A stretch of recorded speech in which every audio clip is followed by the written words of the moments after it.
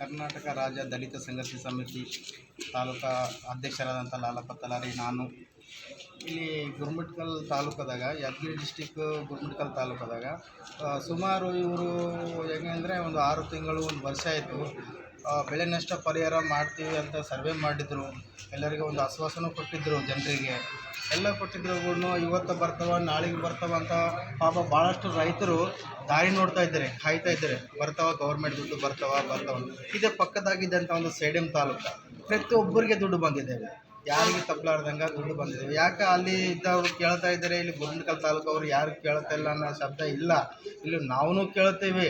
But ಏನಂತಂದರೆ ಅವರು government ನೇರವಾಗಿ ಅಕೌಂಟಿಗೆ ಹಾಕ್ತಾರೆ ಅಂತ ನಾವು ನೋಡ್ತಾ ಇದ್ದೆವು. ಈಗಾಗಲೇ ನಮ್ಮ ತಹಸೀಲ್ದಾರ್ಗೆ ಒಂದು ಮನವಿ ಪತ್ರ ಕೊಟ್ಟಿದ್ದೆವು. ಅವರು ಮನವಿ ಪತ್ರ ಕೊಟ್ಟಿದ ಮೇಲೆ ಕೂಡ ಮಾಡಿಲ್ಲ ಅಂತಂದರೆ ನಾವು ಮುಂದಿನ ದಿನದಲ್ಲಿ ರೈತರನ್ನು ತಗೊಂಡು ಉಗ್ರ ಹೋರಾಟ ಮಾಡಲಿಕ್ಕೆ ನಾವು ಸಿದ್ಧವಾಗಿರ್ತೇವೆ ಅಂತಂದು ಈ ಒಂದು ಮಾಧ್ಯಮ ಮೂಲಕ ಹೇಳೋಕ್ಕೆ ಇಷ್ಟಪಡ್ತೀನಿ.